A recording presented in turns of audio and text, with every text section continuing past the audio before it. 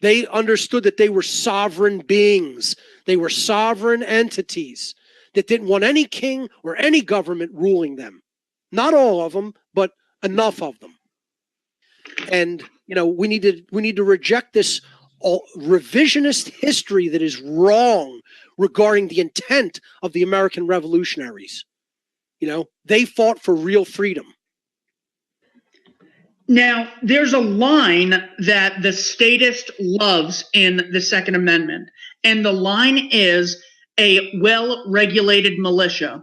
Right. The statist claims, the gun control advocates, the slavery advocates, the people who want the state to have a monopoly on guns, they claim that this is constitutional justification from the founders for the state to regulate the militia.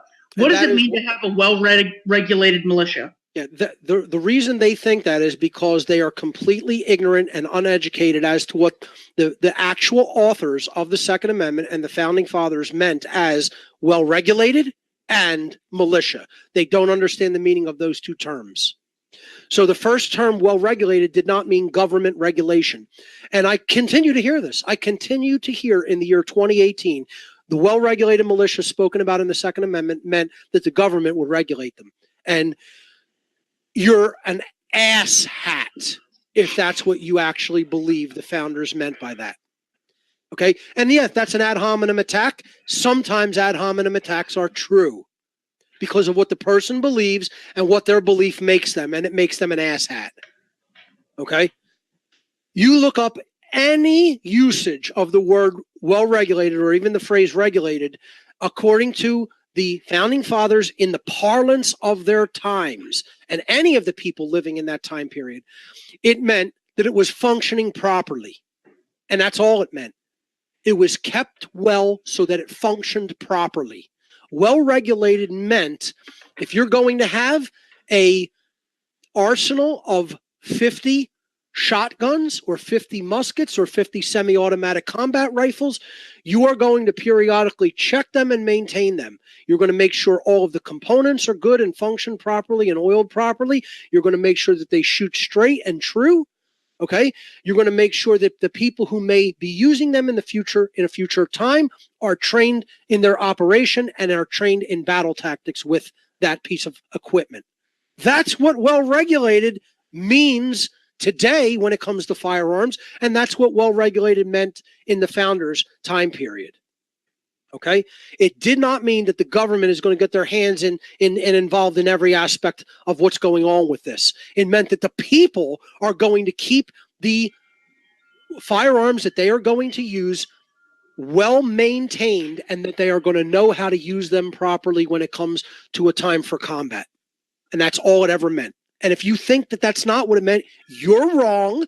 And anybody who says that that's not what it meant, you're wrong. You are incorrect, and you need to study history more, and you need to research the terms that they used back then, and you need to understand the context that they used them in. Okay? The second term was militia. And over again, the two actual authors. See, you don't need to go anywhere beyond the source, right?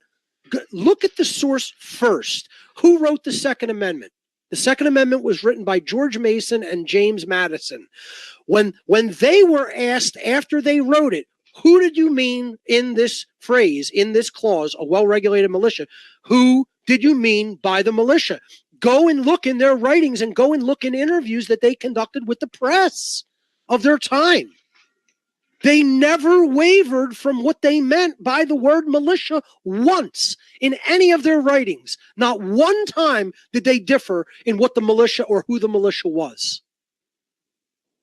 They constantly said the same thing. Both men who were the authors of the amendment said the militia is the whole body of the people of America.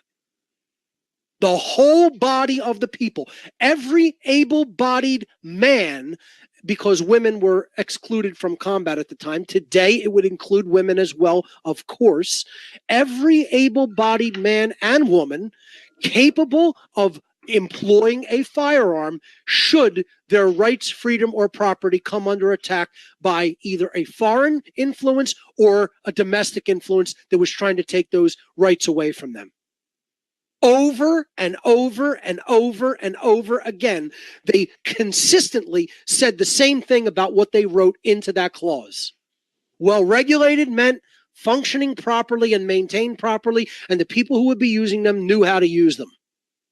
And militia meant the whole body of the people that could rise to the defense of the people when their rights or freedom were accosted. Get it straight.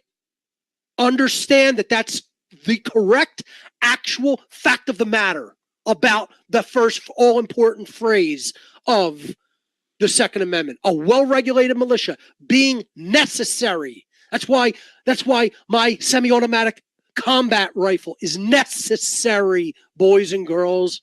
Necessary to what? Being necessary to the security of a free state. And that didn't mean Maryland, Georgia, North Carolina, South Carolina, New York, New Jersey, Pennsylvania, Delaware. Didn't mean any of that. The free state that was being referred to as a free way of life, a free state of being, a free state of existence, necessary to a free state, a free way of life, a free state of existence. That's what it meant. Didn't mean the boundary of a so-called state, of a region. Didn't mean that. You know, get the parlance of the times right. This is the problem. They're using the same words we use, but the words in the parlance of their times did not have the same connotation as they do today.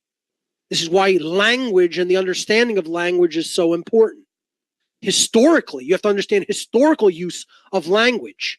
You know, you say gay today, and you're probably referring to a homosexual. You say gay 100 years ago, and it meant happy, contented.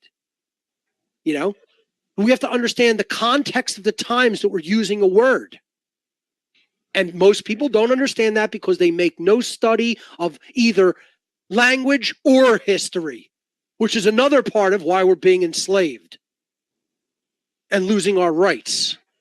So study what the founders and the actual authors of the Second Amendment actually meant, their original intent. And they're all too happy to tell it to you in the open. Just look in their writings and look at the interviews that they conducted by the press. That's all you have to do.